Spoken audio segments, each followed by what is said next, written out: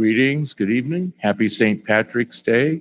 Welcome to the March 17 meeting of the Yakima School Board. Before we begin, there are a few little business items to take care of. We do offer Spanish interpretation services from Jorge with Language Connection. If you need assistance in person, please check with Jorge for a device. Good evening. Si alguien necesita la ayuda de un intérprete, tenemos el sistema disponible para hacerlo. Gracias. Gracias por tu ayuda. If you wish to make a public comment this evening, there are two options available for you. The first option is for commenting on agenda items only, and the second option, which comes toward the end of the meeting, is for all other topics. In order to speak tonight, you will need to sign two forms, the sign-in form and the guidelines form. We do provide live streaming for this meeting. The link can be found on our webpage under Board of Directors. Also, if you're interested in watching past meetings, you may find them on our webpage's YSD YouTube channel. That's if your melatonin doesn't kick in. So we're thrilled this evening to have Dr. Green back with us. Welcome back. Barb, would you call the meeting to order, please? Or would you read the roll? Yes. Director Shelton? Here. Director Rice? Here. Vice President Beckett? Here. President Walker? Here. Director Navarro Jr. is excused. And Dr. Lucero and Bob No are also excused tonight. Will you all join me in the Pledge of Allegiance? Ready to begin. I pledge allegiance to the flag of the United States of America and to the republic for which it stands, one nation, under God, indivisible, with liberty and justice for all.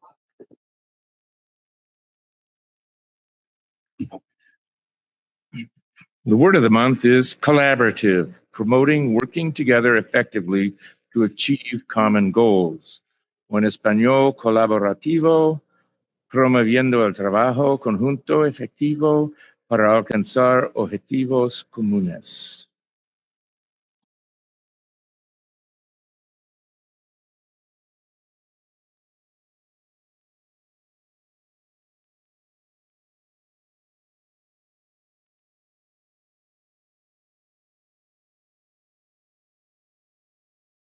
Today, the schools of the Yakima School District rest on the ancestral lands of the 14 confederated tribes and bands of the Yakima Nation.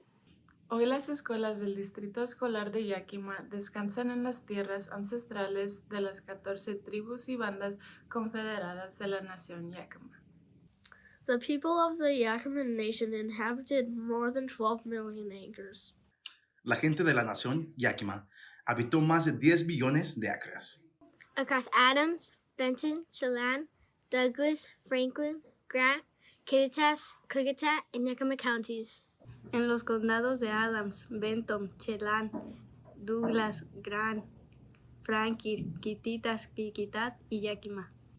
Today we honor those native peoples who are tied to the land through history, legends, and culture.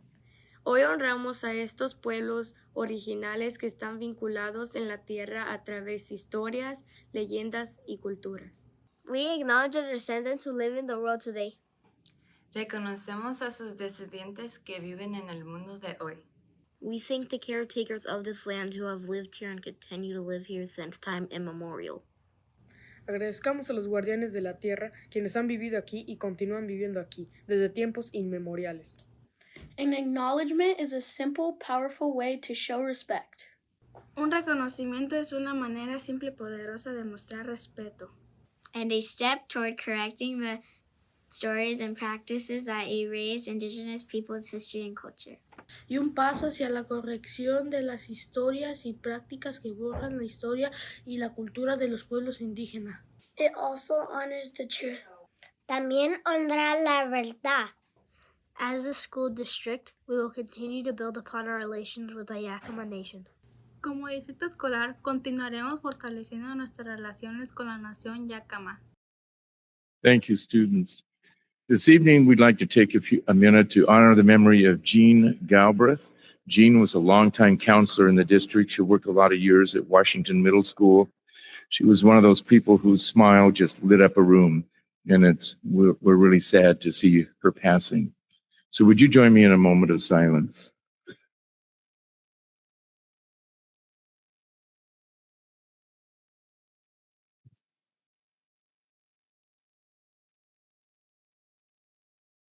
Thank you. This evening we have several recognitions. We're going to begin with Open Doors program graduates. And these are students that have earned their GED or their diploma, and they've earned it in the middle of the year, so they won't be around for June, or they may have not finished last June. Principal Natalie Riley from Open Doors, would you come up and say a few words and introduce the students that are here?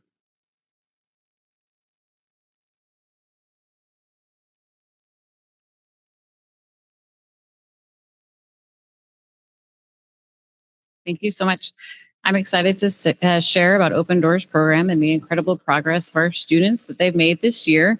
The students that we'll be celebrating tonight have completed their GED already this school year, and some have completed their diploma this school year. So we're super excited that it's a non-traditional way for students to earn their diploma or their GED. Our students are achieving real success. Right now in the program, we have more than 80% pass rate on our GED assessments, with students testing more often than ever before. In addition, many students have earned their high school diplomas, marking a milestone in their personal and academic journeys. These accomplishments are more than numbers. They represent lives transformed and futures being shaped. This success is made possible by our dedicated Open Doors team, which we have a few of them here, and then we have some that are not able to come this evening, but are so supportive of all the students in the program. They provide guidance, support, and encouragement every step of the way for our students. Their hard work and commitment ensures that each student has the tools and confidence to succeed. The Open Doors program is a shining example of what happens when we meet students where they are and provide them with the tools that they need to succeed. Their achievements reflect not only their hard work, but the commitment of our staff and the support of the board and our community and their families for them to succeed.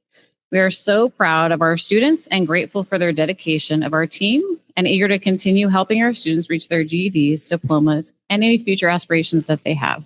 Our team is so committed to our students and the success that they have moving forward, and continue to support our students as they complete their GEDs and their diplomas throughout this school year into the next steps. And our students are taking those next steps into post-secondary and opportunities that are far beyond just completing that GED or that step. They are all looking into what they can do next and how they can continue to improve our community. So it's super exciting to watch our team and our students make those achievements.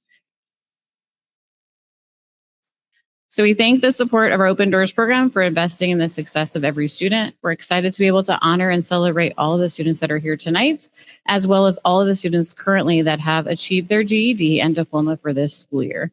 Not all of our students are able to be here tonight, but we want to honor all of those that have accomplished so far, as well as the ones that are here tonight to do so. We continually have students. In fact, we had one that completed her GED today. So we are constantly having students achieve.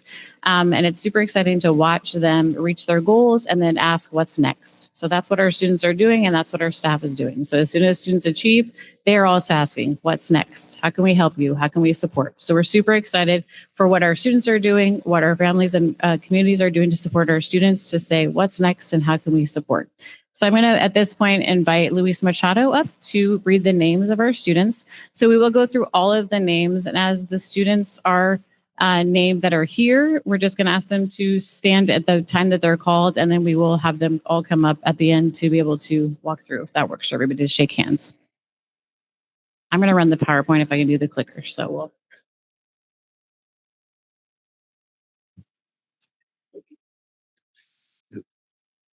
Zachary Brooks. Zach here? Not yet. Potter Cunningham.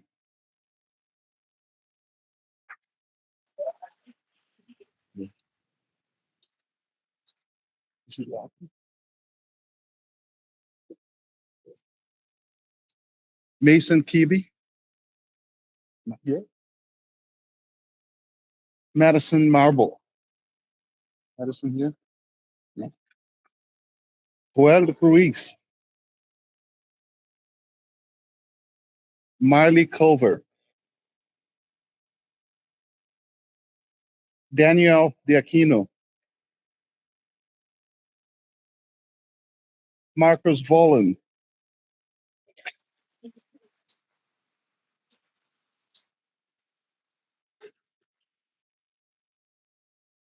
Adam Rulland,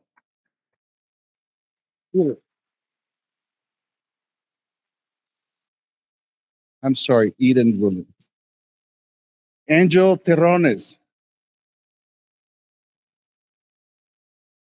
Amaya Estrada, Joey Spry, Michael Schneider, Christian Maldonado, Leo Oropesa, Rodrigo Pacheco, Dominic Reyes, Angel Ruiz, and we had actually a 17th GED completer. As I was leaving work today, our proctor told us, hey, we got another GED completer, so 17. So we're super proud of our completers and our GED completers. So we just want to congratulate them and then be able to have them do walking and shake everyone's hands. So congratulations so much for the work that you guys did. Yeah. So we'll have all those that have graduated want to come up, and we'll have you all shake hands, and we'll take pictures together with families and everything. So don't run off when you shake hands. So just stay, and we'll take pictures and take a short little break to get all of that done. So hang around for a second.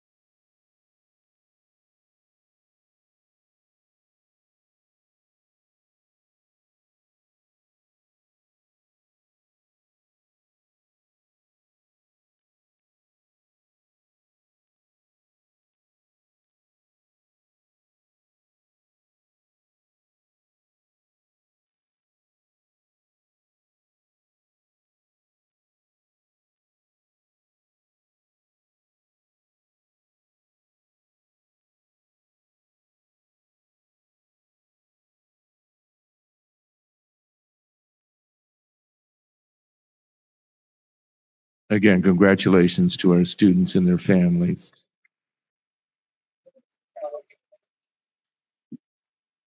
Next up, Director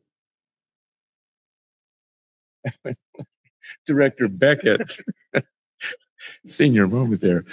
Director Ryan Beckett. I'd like to introduce one of our teachers who has received a national award. Is Mr. Beck here tonight? Mr. Beck here? Do we hear the faint sounds of the Davis band playing the fight song somewhere down the road? Do you hear that anywhere? Well, I'll read a abbreviated version of this anyway, because it's quite impressive.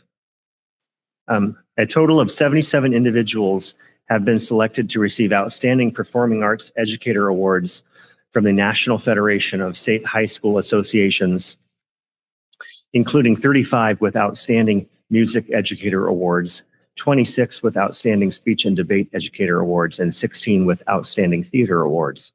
And tonight we have the distinct honor of recognizing our own Mr. Brian Beck, music teacher at Davis High School, who has been selected by the National Federation of State High School Associations to receive the 2025-2026 NFHS Section 8 Outstanding Music Educator Award.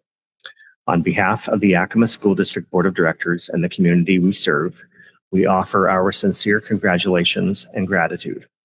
Mr. Beck, wherever you are out there, we are incredibly proud of you. Thank you for your passion, your leadership, and for representing our district with such distinction.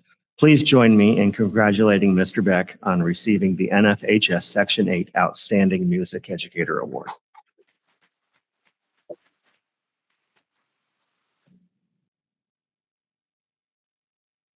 Director Rice next will introduce a number of teachers that have also achieved some national recognition. We have several national board certified teachers. Thank you, President Walker. The Yakima School District is proud to announce that 7 more teachers have earned their certification from the National Board of Professional Teaching Standards. To earn this honor, these teachers went through an often grueling year-long introspective process, which included creating a portfolio of work to document their performance in the classroom and a series of tests to measure their knowledge in the subjects that they teach. As I call your name, if you could come up and model the students that were just up here, and we'll give you our personal congratulations. Maria de Jesus Alvarez. Melissa Cavanes. Beth Dahlman.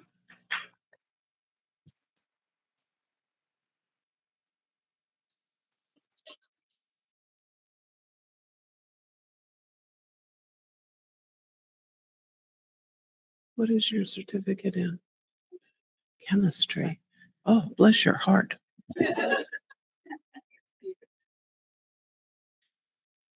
Kathy Knott. Anna Nunez. Rondi Oldham. And Ashley Sisson. Congratulations to these 7 teachers. I don't know how many does that make for us. We don't know how many that makes for us, but I know that it's a significant number within the district who have received this well-earned certification. So thank you very much for being here. And I'll turn it back. Probably most of those teachers are home grading papers and preparing for tomorrow. Next up, we would like to recognize our Yakima County School Retiree Organization. Director Shelton will introduce them. We also, I believe, your president would like to say a few words. And when your name is read, we'll just have you stand in place and then we'll recognize you all at the end. We won't send you through the gauntlet. Yakima County School Retirees Association, YCSRA, is one of 29 local units which comprise Washington State School Retirees Association. YCSRA is the largest unit in the state with nearly 1,500 members, both active and retired school employees. Washington State School Retirees Association works for the maintenance and improvement of pension benefits for all school employees. This school year, the YCSRA provided funding for 13 mini grants within the Yakima School District, totaling $6,256. The Board of Directors urges community members to join them in expressing appreciation to school retirees for their dedication and hard work and for their continuing support of education in Yakima County. Thank you.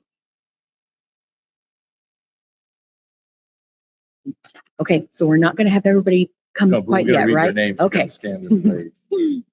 Peggy Campbell, historian. Debbie Doherty, secretary.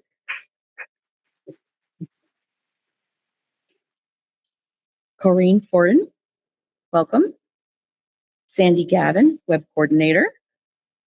Norma Haney, journal liaison. John Osegueda, health. Sue Osegueda, newsletter. Jan Saxton, welcome. Paul Schaefer, retirement.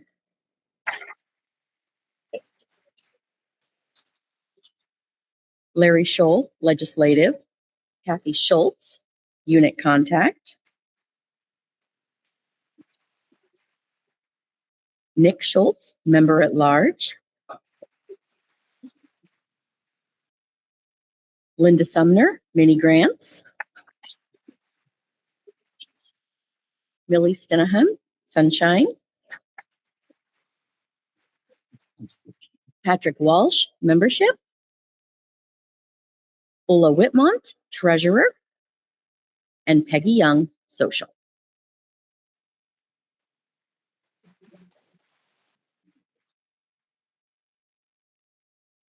And again, we'd like to thank all of you for your continuing contributions to the field of education.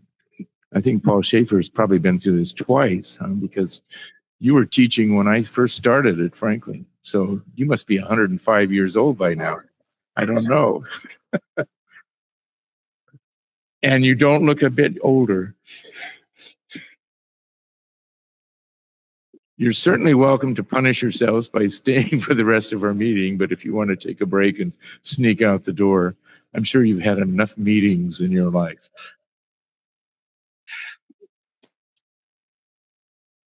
Okay, next on our agenda, we have YEA President Francis Guerrero.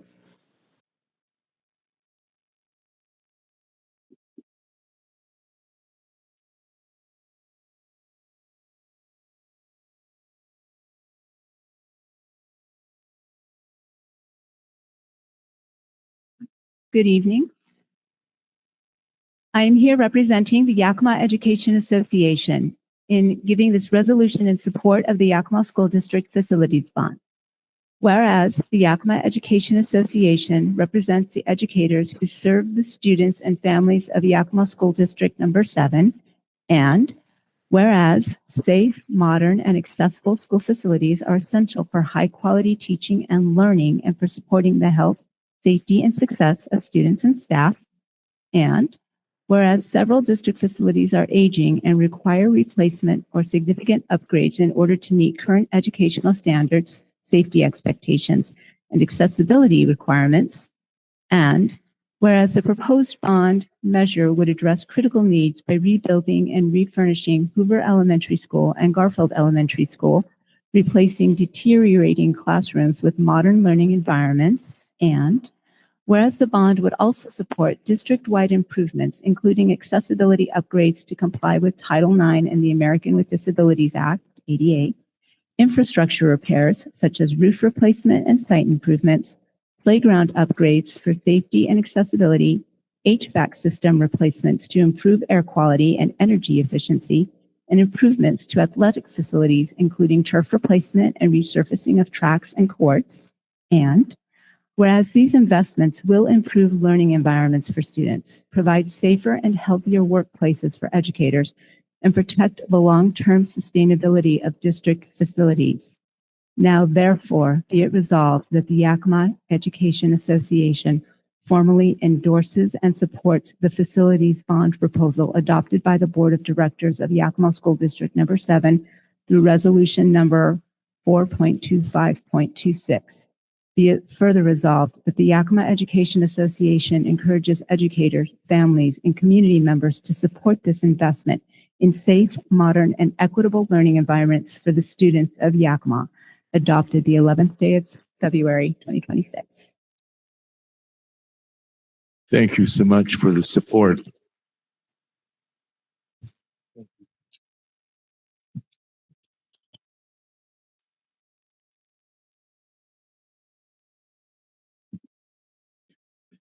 Next, we have a report from Cassie Davison, Director of Child Nutrition.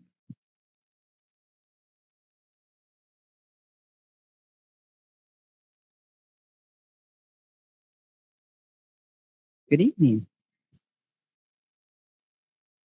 Thank you, board members, Dr. Green, Dr. Larson, Jake. Thank you so much. It's glad that you're back. Okay, let's get started here. So, I know I was supposed to practice this earlier. Oh, here we go. Great. So the first slide here, we have strategic plan alignment. So with the child nutrition, we have student successes with most of these students that we've got hired on from Davis High School. We're fostering an inclusive workforce. It impacts bridging the gap from the classroom to career. This is in alignment with our strategic plan, specifically goal number 5, career readiness. And the Child Nutrition Department is committed to inclusion by providing vocational training and employment opportunities for students with diverse learning needs and bridging the gap. So currently we have 4 students that we have hired on, and we are planning to add to that again next year. So this is continuation of Eat Real, which is our certification program that we've been working on for the past year and a half. We are exceeding the standards of the Eat Real program as of right now, and we are in a pre-audit that was done in January. We surpassed the national USDA benchmarks for sodium content, sugar content. I'm really proud to say that our breakfast program is less than 5 grams of sugar over a period of a week's time. So we've dropped it significantly, and we're well above where we need to be, which is we're really proud of that. Then the timeline to get the comprehensive program will be done in September. So we did a preliminary in January, and then we'll go ahead and do the final assessment in September. And then we just commit to continuing with the Eat Real standards for the nutritional excellence. So this is just a meal counts over the last 4 years, and my glasses aren't here, but as you can see, it was gradually going up, and this last year it has dropped somewhat. The breakfast has dropped significantly. We did a pilot program with breakfast out of the classroom in the elementary levels, knowing that if we didn't meet the benchmarks, that we would go back into the classroom, which is what we've done. So the next slide will show. So this here is a partition based on the service model. So the far left one at 79.9, this was breakfast in the classroom the first couple of years. That was participation that we did. And then we did the second chance model for some of the some of the elementary schools where they have a choice of eating breakfast before or like after a first minute break or first period break. And we did that August through December. And you can see the participation dropped significantly to 52%. So we brought it back in January, and those were the next 2 slides. One is January, one is February. It began to rise again at 62.2%, and then again in February, it rolled another 2% at 64.6%. So it is on the rise. I feel that the numbers are very accurate. I've gone back in and trained breakfast in the classroom to all the teachers throughout the district, and we're well on our way getting back to where we were.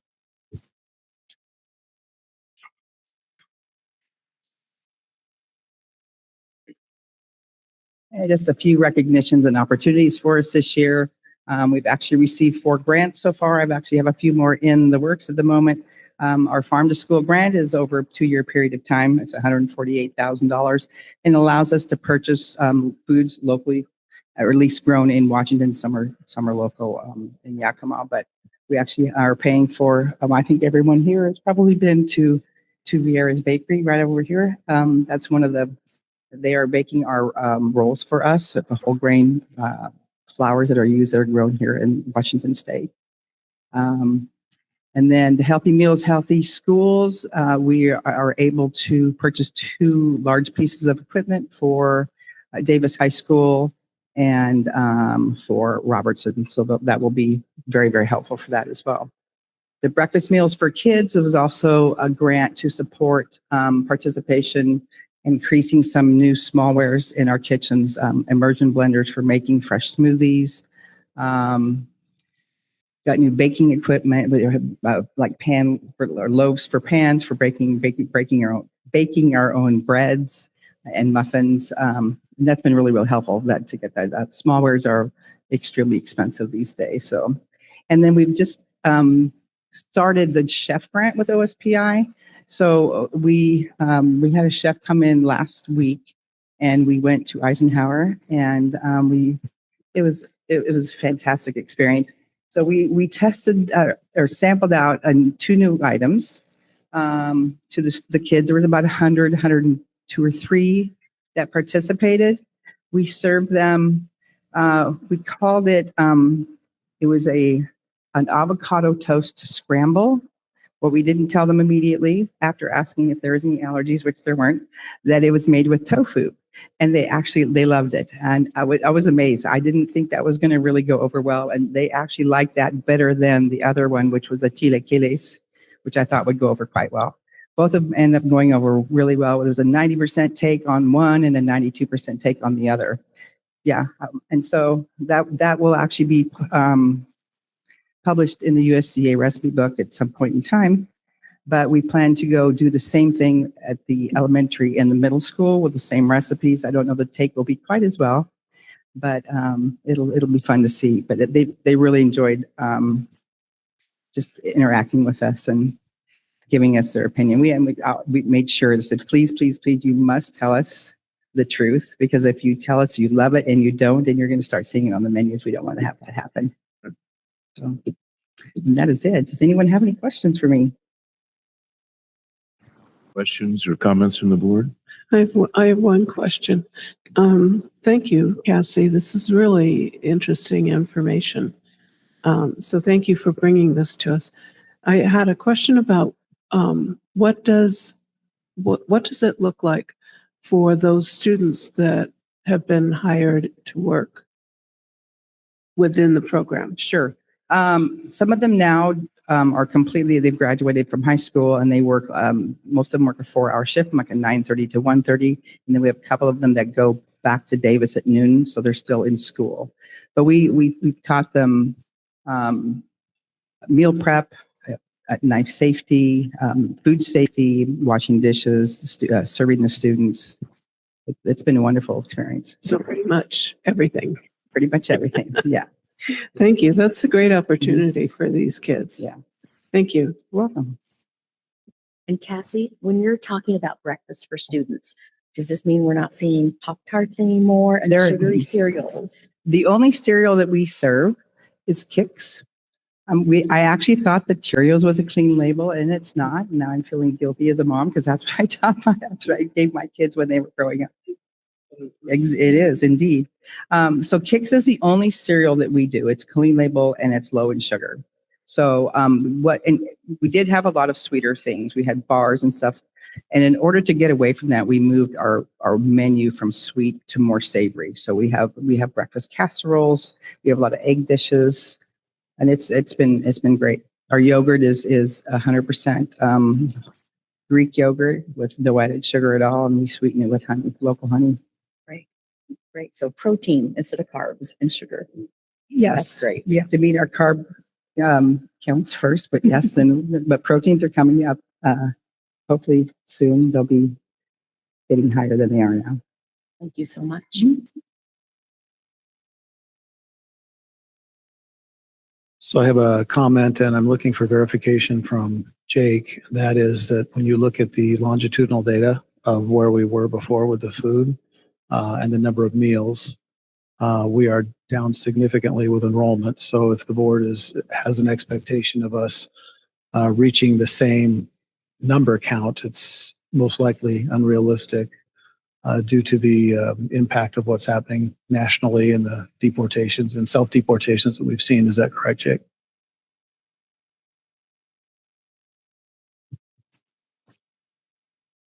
It is correct. So part of the decline in the meals is obviously tied to our decrease in enrollment.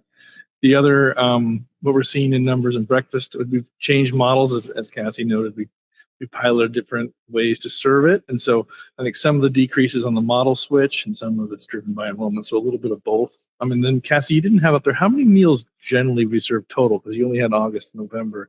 Isn't it like 3.2 million? No, a little, probably about 2.8 million. 2.8? Yeah. So just to put it in perspective, 2.8 million meals are served by the YSD to our students, and mostly our students, some staff, but mostly our students, which is just, you put in perspective, a phenomenal amount of meals.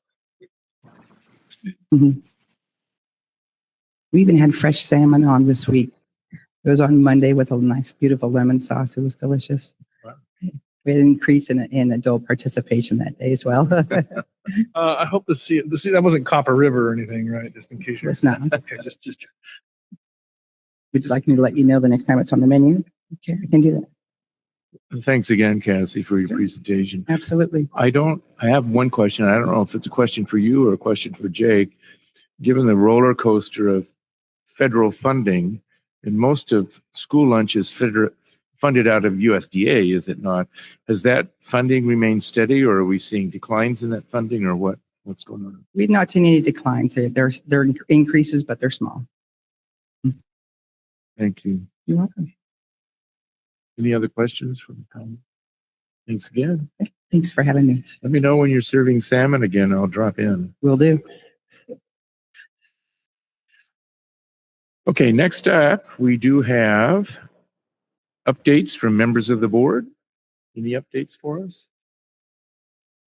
I would just note that I did email out just before tonight's meeting to everyone on the board, the review language based off of our previous meeting. Suggested edits could be emailed back to me if anyone has anything. I'm happy to make updates. It's based off of the previous 2 years worth of survey results and then the suggestions from our last meeting. So it is in your email. I'm happy to take into consideration any suggestions that anyone has. So please let me know. Okay. Thank you. Will we as a board have an opportunity to review that as a board before it's presented? Okay, thanks. I have an update. As you all may know, the legislature has finished its work. Everything was fast and furious. There were a couple of things of note that board members may be interested in knowing. A more comprehensive list will be coming out from WASDA within the next couple of weeks. One big thing that we have had on our radar for some time is the removal of sales tax on school districts. They added on to that last year by tacking on tax for contracted services. So for all of the special services that we were contracting out because we didn't have the staff on duty to meet the needs of some of our students, that was all taxed. All their salaries were taxed. That's not going to happen anymore. They heard loud and clear from school districts and administrators and so forth that this particular sales tax on contracted services was quite punitive to school districts and really made it difficult. And Jake will, I think, agree with me, really made it difficult on districts, especially smaller districts that one may not have the staff, had to contract the service, and then had to pay the sales tax on top of that contracted service. One other thing of note is slight reduction in early learning, or we may know it as transition to kindergarten. That may cut up to a third of the slots that have been funded in the past but aren't going to be funded anymore, at least this year. So, like I said, we'll have a much more comprehensive list next week, and I'm sure Jake has something to add to this. I do. Thank you, Director Rice. We saw an immediate impact on the reduction in levy equalization funding. So there was an increase in LEA put into the omnibus and not the policy bills. So it's at the whim of the legislature each budget bill that drops. So we had tentatively and authorized by the last budget bill, we're going to see an increase of $250 a student for LEA. Along with the governor's proposal, that was reduced by $100 to $150. So that change cost the district about $1.5 million in anticipated revenue. Thankfully, we did not choose TTK as a program. And so partly because given its volatile funding nature, districts, some of them have extended themselves. And so that did not affect us. We are affected by the change in the transportation depreciation schedule, which will elongate the payments to school districts and make the useful life of a bus magically increase by 6 or 7 years. And so it will take longer as we front fund our buses to get the money back from the state. So those are two of the most significant impacts we saw. And then, of course, we'll have a more detailed update later.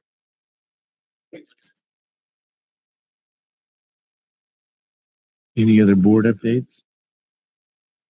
Thank you. Dr. Green and Dr. Larson, superintendent's update. Thank you. I will defer to Dr. Larson. She will be giving the report that typically Bob gives. And then Jake, you'll take the report, please. Thank you. So on behalf of Bob No, Chief Legal Counsel, for the calendar year of 2025, the district processed 202 new requests with 11 open requests at the start of the year for a combined total of 213. 198 were closed, leaving 15 open to carry over into 2026. So to date, for 2026, the district has processed 49 new requests with 15 open requests at the start of the year of the combined total of 64. 50 were closed, leaving 14 still open. So of our 64, we've closed 50 and we have 14 that are currently open at this time.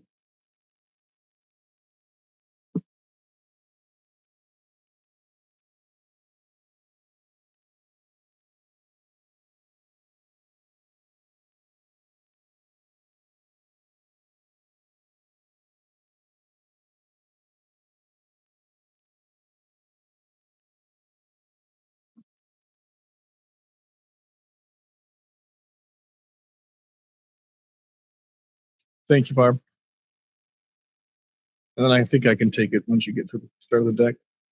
So just an update to keep the bond facts before you. We did discuss this last board meeting, so I won't go over every slide again, but I will accentuate a few new ones for you. So just a reminder, the district does have a bond on the ballot, April 28th, 2026.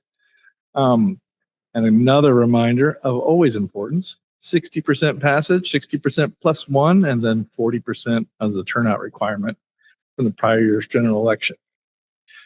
And I would also be remiss not to talk about the tax rate. And of course, my staff would love me to say the buckskin color of the outstanding debt. So that is our outstanding debt in the graph that I get the question a lot about when the Ike, Davis, and Stanton bonds are going to be repaid. As you can see, that the buckskin color does tail off, and the bonds from 2009 would be fully paid off in 2031. So, and then of course, graphically that shows what the new bond measure would do to tax rate, and the goal is to target a level rate as we move forward. And then one thing of a note is I have been getting this question. I've been on the road a lot, out to a lot of buildings and other places to speak, and I often get the question about what happens if the bond fails. Now, I often tiptoe through the tulips because I never would assume a future board's action. So generally what I would say is that we continue to pay for those HVAC, roof, and kind of nuts and bolts expenditures out of the general fund. One of the goals, the financial benefit to a bond measure is that doesn't have to come out of the classroom or the general fund. It can be expensed out of the bond fund. So if the bond were to fail, then we would continue to take those expenditures out of the operating fund, which, as you all know, we have been rebuilding and realigning to our lower enrollment levels. And one reason, as I've spoke before many times at the podium, is Yakima is also vulnerable because we do not have any capital funds. And so if a roof fails, and often the equivocation I give staff is, get a new curriculum for a grade span K-5 or 6-12 for a couple $1 million, or you can get a new roof or an HVAC system. And so those are sometimes the choices we're faced with. And then, of course, the project timing would be delayed, which would increase the cost base just based on inflation alone. And then what if the bond passes? We went through this slide, and Director Rice asked me about the construction schedules. And just to remind you, that would be the tentative schedules, would be Hoover a fall 28 opening and Garfield to follow in 2029. And the smaller projects we would run concurrently. So as we said, we've been out and about, lots of us. And so I've been to most buildings and staff meetings a couple times. And then I'm not going to read through those all. We've also taken some meetings with some of our largest taxpayers and business owners in the Valley. And those have been really successful, and more just explaining to them and being very transparent about the potential tax impact they would have if the bond were to pass. And so those have been very fruitful meetings. And then, of course, with legislators and whoever else wants to invite us to speak. And so we have a few more planned, more than a few. Barb is very good about putting those on my calendar on a consistent basis. So there are many more speaking engagements to come. And then, let's see. I can't go through this deck without looking at the pictures. I'm sorry. It does fascinate me to look at what a current Garfield looks like, and served our students and staff well since 1959. And then, of course, what a rendering would look like of a more vertical, and I get questions about the look quite often, and that is kind of the current standard for new schools. We use concrete block and steel on the outside because you don't have to paint it. It's easy to maintain. Occasionally you have to pressure wash it. But for the most part, it does lower on maintenance. And then most schools now, I guess a lot of municipalities want a smaller footprint based on pervious and impervious surface. You go vertical instead of the Rambler style, you go up. Then that's the aerial. Then Hoover, I think I told you the story about the iron lungs last board meeting, did I not? So that story still fascinates me, that between that window when Hoover opened 47, I think polio vaccine was 50, 51, somewhere in there, that we were treating children with polio in Hoover in the classrooms in iron lungs. And so that just shows that the generations that it served, from the greatest generation and their children all the way to now. And then the same look for Hoover, a 32 classroom building, vertical in nature, and the same kind of block and steel construction. And then the playgrounds, most elementaries, when I get to this slide, they're like, "Oh, stop! What is it going to look like?" And the goal with the fall matting and ADA access, as was noted in YEA's resolution, is to provide greater ADA access to our playgrounds, along with as many toys as possible for access. Not everything, it's hard to do a monkey bar that's ADA accessible, but a lot of toys will be enhanced to provide access. And then the fall matting in general, you have a larger capital expense initially, but then we spend $100,000 a year on rocks and wood chips to fill our playgrounds up, and so that expense would no longer be needed. And then last slide, is it not, Bob? That's the question slide. It's a QR code. I believe it links to our website. And so that's your bond update for this board meeting. And I'd be happy to answer any questions if you have any. Jake, the list of meetings that you've already done was a little small for my old eyes. Are there community, other than large taxpayer folks? Oh, yes. Are there community groups or things like that on this list? Yes, and some will continue to grow. Ms. Fiskus, can you let me know what we have scheduled? I think we have chamber, Rotaries, chambers. We had Yakima Country Club.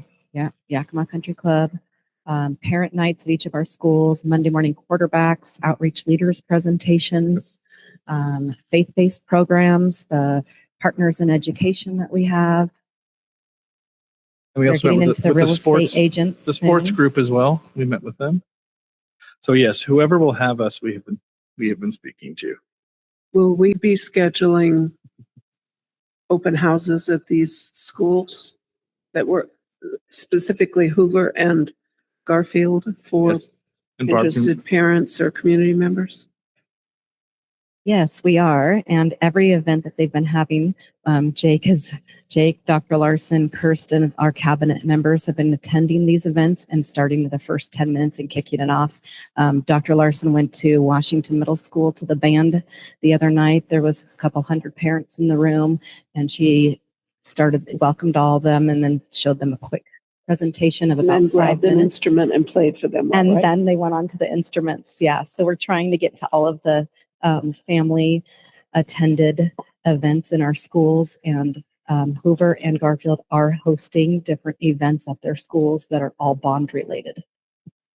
Will there be a couple scheduled for community members who don't have kids in school and just might have questions? There will be now. No, I didn't mean to suggest that there's, It's a great suggestion. I'm just gathering information. No, but that is a great idea. We are also doing kind of virtual staff meetings because it is difficult to access and talk to staff about the facts of the bond during their work day. And so we're going to try to do some virtual meetings, particularly for our classified staff. And that is a really good idea to have some type of open house here at a neutral location so people can come if they want and get more information. And then I think Principal Brownlow and Julio the Great have been doing a spectacular job opening up their building to the community in all different types of forms and fashions. And so I'd be remiss not to thank them because they put in a lot of time to outreach and educate to their community around the bond. And so that's been really, really great as well. Thank you. But Thank you, Jake. Thank you as well, Dr. Larson. What I'd like to share today is a great collaboration that we had over the weekend. And as I look out into the crowd, I want to give a personal bit of gratitude to a few people.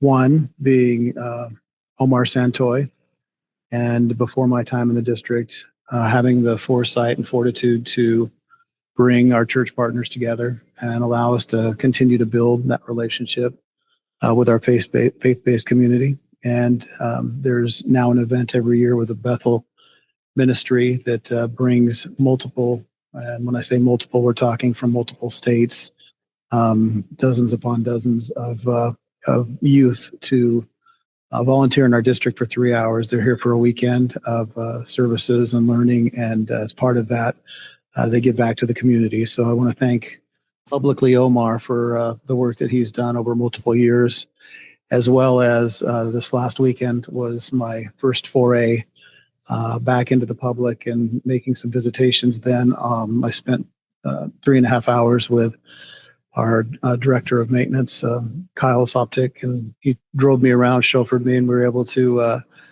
get to the 6 buildings, 6 or 7, 6, the 6 different buildings that were being improved, mainly the playground areas. And Sean Erminsky was out as well. So I want to recognize Sean, and I'm thankful for Kyle and the work that he did in keeping his crew together and organized and making sure that we had paint wherever we needed it. And then, of course, our labor partners that were granting us the permission, really, because it's their work, and allowing the volunteers to come in and take some of the work that they would do, knowing that we have plenty of work that we're able to do, and it wouldn't make a dent in their paycheck and the work that they do on a daily basis. So having that relationship and being able to beautify 6 of our schools is something pretty special, and build that with the community. And certainly also want to thank Alexander Banks, the Yakima Herald. So Alexander was out there interviewing, and his article, I think, appeared on Tuesday, I believe Monday or Tuesday. But I really am thankful that with so many easy negative stories that we see in public education and in things that are happening around communities, that we can find bright spots, because there are so many wonderful things happening and so many just tremendous efforts to bring people together, and to have that highlighted speaks, I think, very highly of our media and our relationship, and recognizing that it's not always roses, and we know that. But thank you, Mr. Banks, for taking the time to highlight the good things that are happening in the district. So I'm very proud of our district, and our wasn't just Omar and Kyle and Sean, but we had so many maintenance workers out making sure that people had what they needed throughout the district on that Saturday. So we look forward to the continued growth and hopefully expansion across other churches in the area, and certainly to our next faith-based meeting that we'll have.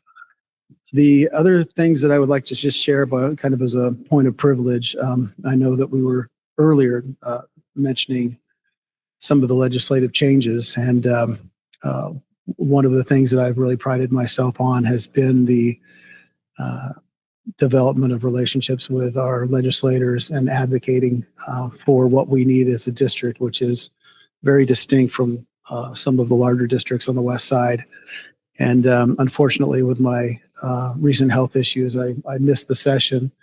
But I do want to call out that my disappointment in what we gained last year in working collaboratively, mainly with some West Side districts, in particular Bellevue, around House Bill 2049. And so the last session, I did speak to the legislature along with Dr. Kelly Aramaki from Bellevue.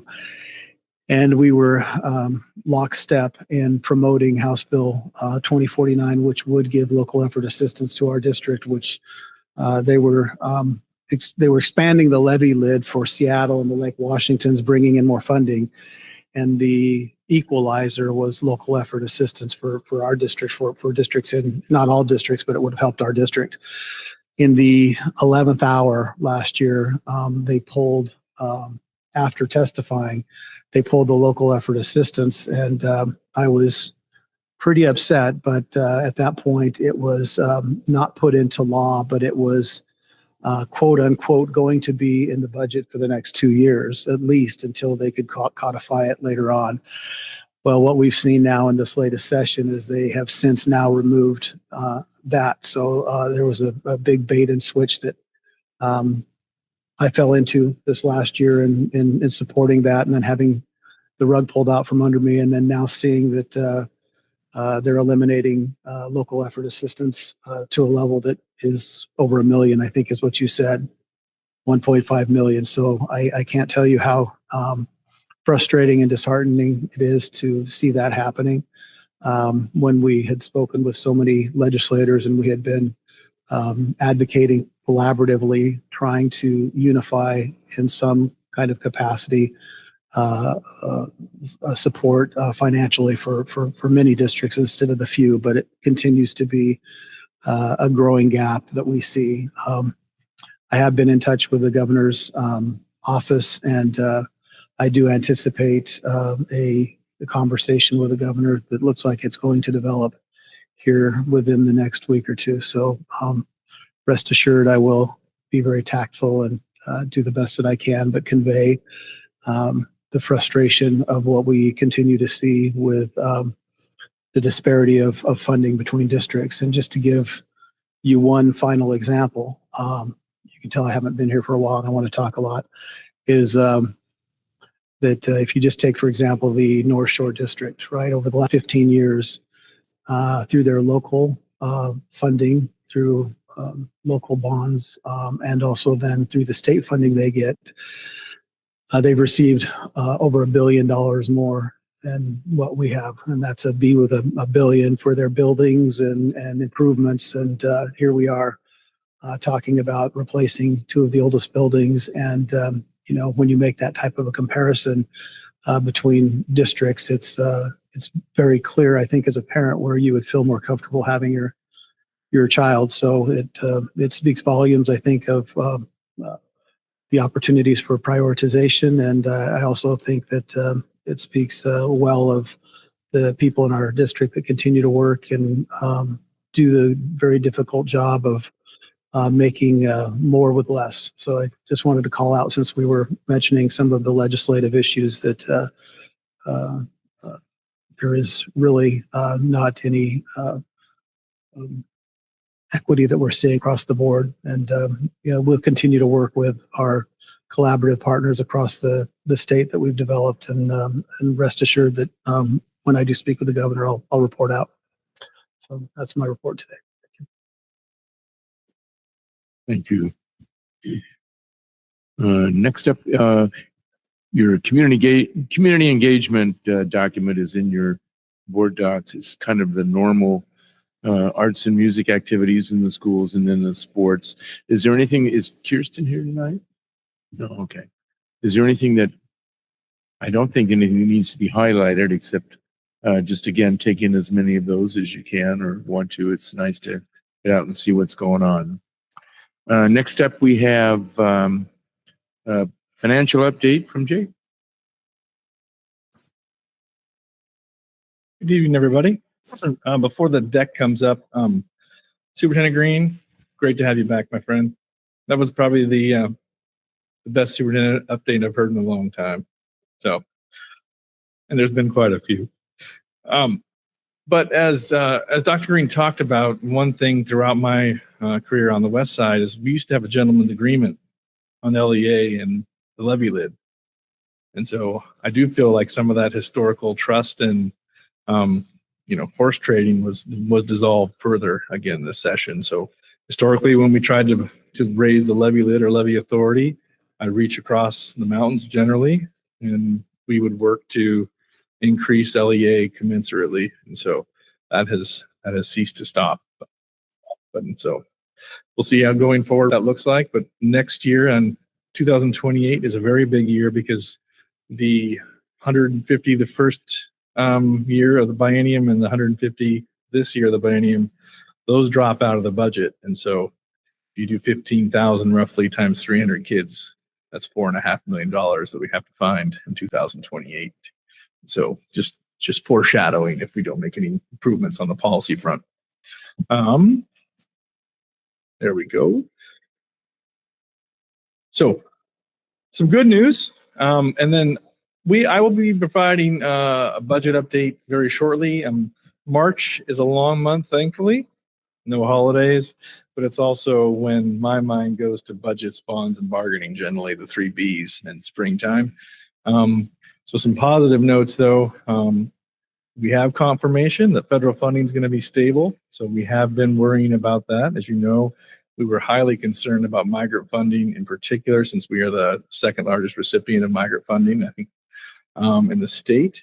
And then, but flat funding, which, as we've had conversations, we had staffing meetings with principals this last week, and it does erode our buying power because we have an IPD or a COLA in legislature of 2.6%.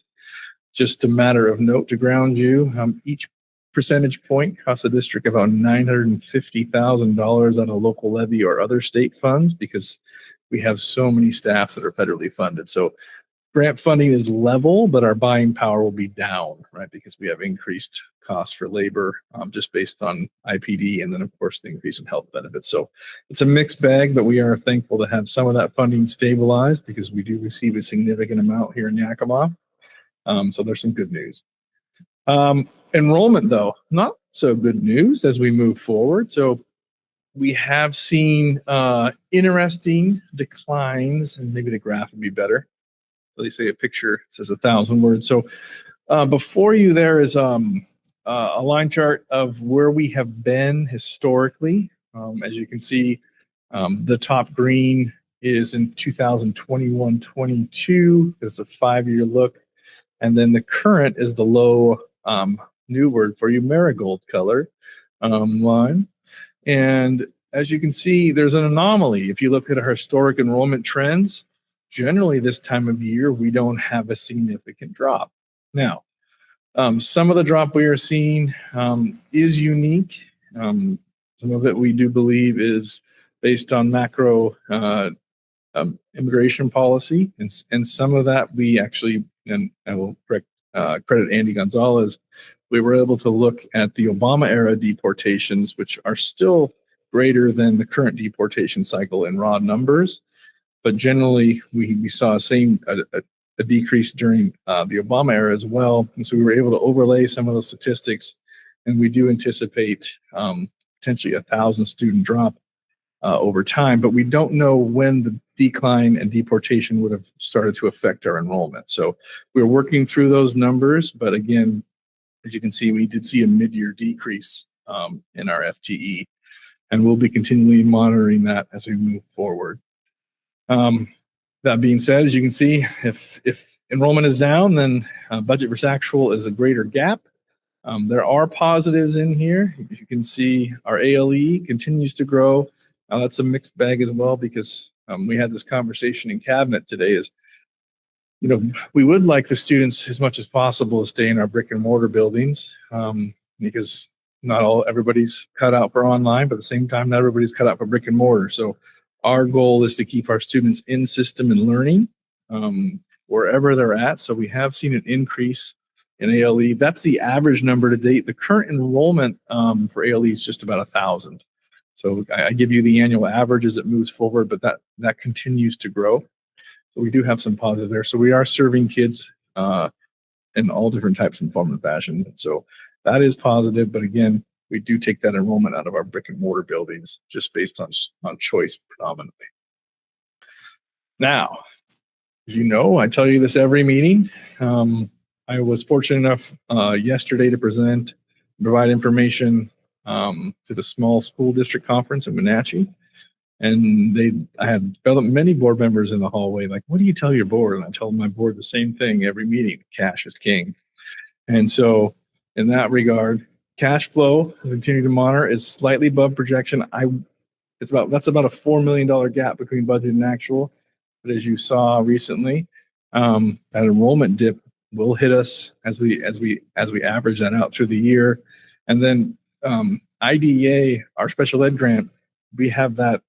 I built $1.5 million over allocation, and that's part of it has to do with federal set aside. So some of the grant funding that's fueling our cash will dwindle as the spring goes on. I do anticipate cash ending very close to projection, so that is positive. I was looking during our most tight budget times, that trough, as I often talk about, which is the period between the two tax collections, that was down in that $3 or $4 million range. So we have raised that trough up to ensure liquidity, and so that is after the tax anticipation note has been repaid as well. So we continue to monitor cash, and then as we get better numbers, I'll be able to update you on what the full impact of the legislative session is going to be. So we have a little bit of headwind. We've got declining enrollment as we have to deal with, and then not that great a result from the state legislature. So that will have a budgetary impact that we're working through, and we'll be able to provide you information shortly on that. Then here's my usual set of bar graphs. That's general fund revenue, budget to actual. Teal bar is actual, and the black bar is budgeted. And so there are some months where it's over and under, but you have to compare those, of course, to the expenditure chart. The teal bar, again, that is our actual versus budgeted. So most months we are running at or below actuals. As you often hear me say, I want your budget to be boring, but not me. And so we continue to have level months. Our payroll is about 20. If you ever get asked, I need an off the napkin answer. We run about 20 million a month in payroll. And the rest of that expenditure is often our MSOC or supplies and materials, but very steady payroll going forward. We continue to monitor our sub costs and sub usage, and then our extra time and overtime, because those can add up very quickly. And so we continue to have internal controls in place on that spending. And the MSOCs, you said, more volatile of your supplies and materials. But again, that blue bar versus the black, as we go month to month, a little less than we anticipated. And so that's a good sign as well. And that's why your cash is in a decent position. We have been under budget in some areas, and we're moving steadily forward. So, and of course, I'd be happy to answer any questions you have. Questions for Jim? Thank you.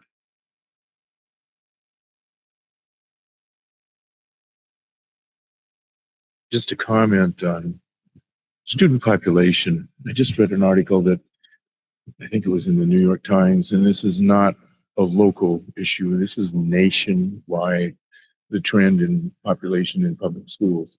It's not something we're doing wrong.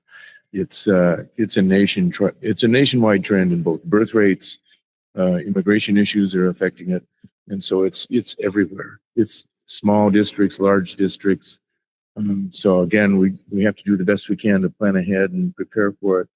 But, sometimes we sit and ask ourselves, what are we doing wrong? Why can't we keep those kids here? Well, I think we're doing what we can do, what we can control, and we just need to stay on top of it. But thanks again. And Director Walker, that when we have our staffing meetings, I told the principals, I said, I know it feels like we're squeezing still. And, managing a system that is downward enrollment, it does feel like you're squeezing every year because, you're going to lose and then need less staff based on the decline. But I think it's incumbent upon all of us to manage downward just as well as we manage upward. And so that's what we're doing, and we're doing it slowly and incrementally because we don't need to have a major correction like we had the last 2 cycles. So you're right. And the numbers that I think I shared with you last board meeting is our highest kindergarten class was 1250, 1718. Next year's kindergarten class I projected at 930 students. So the birth rate is driving most of that. So that's 300 students a year, or the equivalent over 2 years of Adams Elementary, just to put it in perspective. So I do believe hopefully we'll find the bottom, and then we'll roll that cohort through. But we do need some more Bambinos, that is for sure. Mr. Cooper, do you may not have an answer, or you might not want to share because it's difficult to be accurate. But do you have an educated guess on where the bottom might be? I believe the most current birth rate data we have is about 1,825 crude births, and then we retain between 48 and 52% of that. So I do believe 900-ish should be the bottom. That's the current pipeline though. So we get the crude birth rate data a little late because it has to get compiled by the county. But currently I would say 900-ish looks like the bottom. That's the current data I have before me. Thank you. I would ask a question, and I guess I would tack on, I guess, a little bit, President Walker, to what you said. I think there are a lot of extenuating circumstances to the decline of enrollment, but I do think we also have to constantly be honest with ourselves about the fact that there is part of the reason we have to decline in enrollment is because we have suffered years of families who have chosen to pursue other sources of education for their children. But I think we also can track honestly. We know that the out migration that a lot of states have experienced of families that have moved to other states pursuing different educational opportunities, that has probably leveled off. I think we can track out migration as people in my industry do. I think we were like 16 minus 16 per 10,000. Yeah, I think it was probably a little under that at maybe at outbound migration at most recent, but I think that has probably leveled off in anecdotal terms. I don't know if there's a way to track that more accurately, but I also wonder, it's very, very difficult to track anything through OSPI's website. From my experience, to track increases in homeschool numbers in the state of Washington. And if that is still climbing, I would be curious to know that. If that isn't still climbing, that would be good to know from my perspective, to know if that has leveled off. That would give me more confidence in what our future numbers might look like county by county. And so, interestingly enough, Brenda Maloney at K and YOL, they have been building a homeschool cooperative. So we are able to serve, and we never have before. Brenda here. Yeah. Do we want to? She might be able to provide you more information. So we have been serving homeschool families predominantly in a new and different way. And so that is one way where those students can still connect tangentially with their public school, and we're still serving them in their homeschool environments. And so I do believe the numbers are still slightly rising and maybe have leveled off on total numbers of homeschool as a percentage in the state. But then again, we are also finding ways to connect with those families. Oh, good. You're right there. I don't have to talk anymore. And there's Brenda. She can give you the actual details. So we currently have 130 students in our parent partnership program, and these are typically homeschool families. They come in, we help them pick out curriculum, and they're assigned a certificated teacher to help them along their journey. We know that homeschooling is a sacrifice for our families. They typically pay for their own curriculum. Most of the time, there's one person staying home educating their children. And so we're reaching out to churches, private schools, trying to offer our services to them.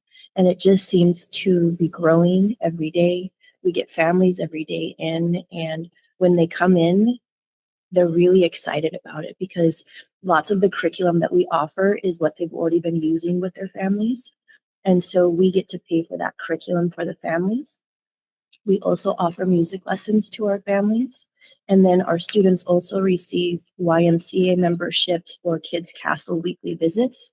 And so we just really try to make a great program for these families because we know that homeschooling is a sacrifice.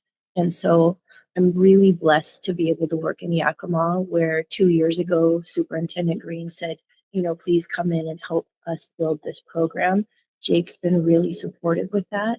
And so our families are very supportive and they absolutely enjoy what we're doing for them. I think that's fantastic to hear that that number has grown so large. Dr. Green and I talked about this quite a while back, and that number was not that large. So it's nice to know that that is growing. I think my question is more in terms of, as we're looking at our future projections district-wide, is homeschooling in general in Yakima County still on the rise as it was during COVID years, or has that leveled off? I could get those numbers for you because every single homeschool family has to register with the Yakima School District saying that they're homeschooling. And so we can get that data for you and I can have it for you by next week. That would be super cool. I think that would be helpful. Thank you. I do want to say for the record, those 130 students generate the equivalent of an ALE FTE. So we are providing those services, and fortunately the state funds that type of program and cooperative. So we're able to get FTE funding for all those students. And then in turn, it's more of I would describe it as a hybrid environment, really. They're getting some services from us, but mostly still home-based. And we are fortunate that our state does allow that type of funding to be able to educate those students and help their families in their journey, whatever it may be. Thank you. Any other questions or comments? Okay, moving on. We have arrived at our first opportunity for comments from the public There's on nobody agenda at this items. time. Pardon? There's nobody at this time. Nobody at this time. Next up is the consent agenda. On the consent agenda are approval of minutes for February meetings, notification of approval of warrants for February, approval of personnel actions, and budget status reports for February. Would anyone care to have anything removed from the agenda, consent agenda, for further discussion? Okay, do I hear a motion? I move that the Board of Directors approve the consent agenda for this evening as submitted. Second. It's been moved and seconded to approve the consent agenda. Any further discussion? Barb, or all in favor say aye. Aye. All opposed?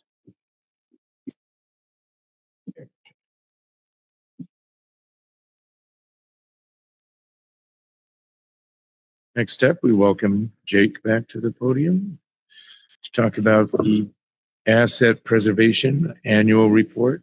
This is a once a year thing that we approve. So Jake can provide the details.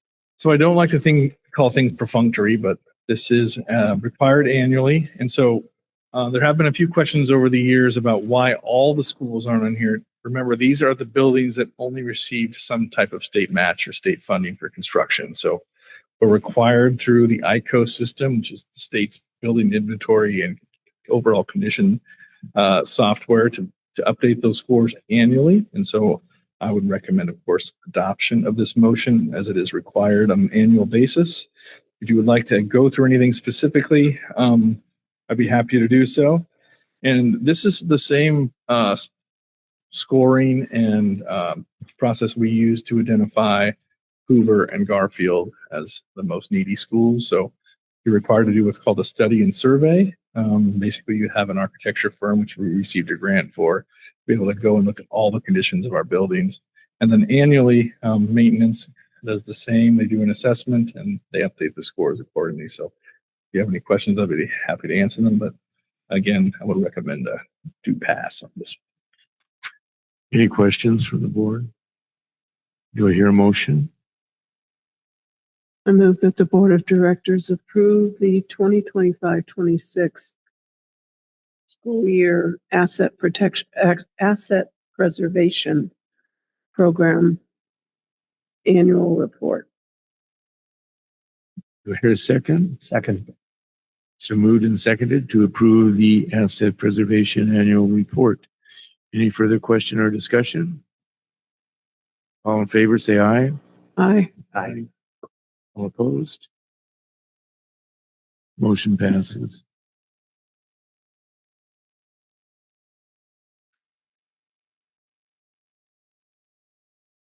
Next up is one policy governance item.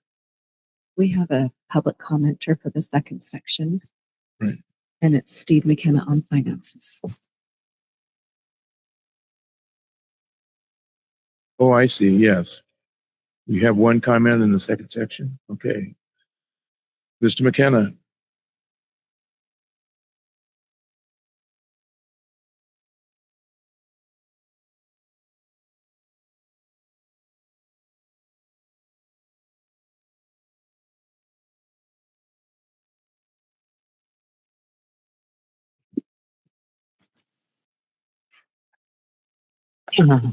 My name's Steve McKenna. I'm a retired teacher and former YEA president. As a taxpayer in the YSD for the past 40 years, I have continued concerns of how taxpayers' money is being spent in the YSD. YSD has had 3 rifts in the last 2 years, had to declare an official financial calamity, which to my knowledge has never happened in the Yakima School District, all while giving a superintendent a very substantial raise in that same year. I will credit Mr. Cooper for the financial turnaround that's kept us solvent. The YSD has numerous administrators, including the superintendent, that have higher salaries than the governor of our state, which I've pointed out to you previously.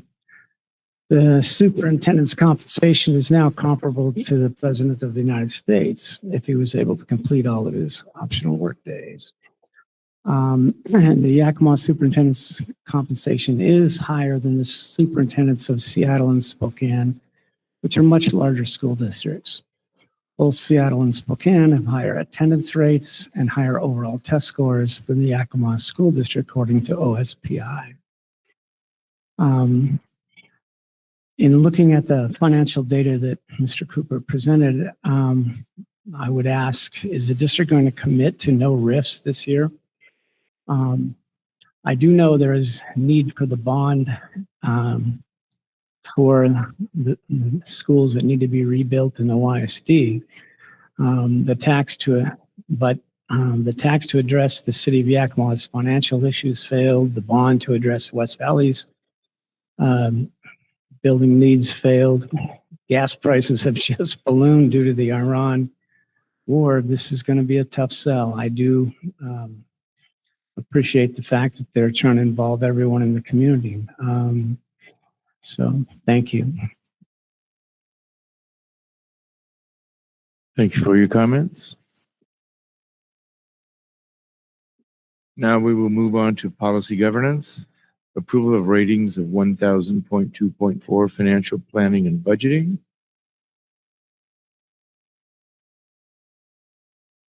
When the surveys were completed, based on the surveys in all areas, the superintendent was found to be in compliance. There was one area where a comment was, what was made that is regarding annually is appropriate for reviewing this policy. And there was one comment suggesting a different schedule, but it doesn't Is the person that commented want to add on that? It's still 4-1, but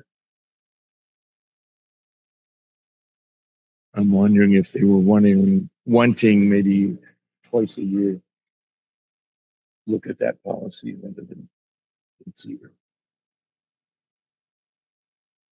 The vote was 4-1, so it's approved at what it is. So, and if you don't want to add comment for it, that's fine. Mr. President, I move that the board of directors approve monitoring reports for 1002.4 financial planning budgeting. Second. Been moved and seconded to approve the report. Any other question or discussion? All in favor, say aye. Aye. Aye. All opposed? Motion passes. There is no need for executive session this evening. Anything else for the good of the order? Thank you for attending. Thank you for those of you in our audience that attended. Meeting is adjourned.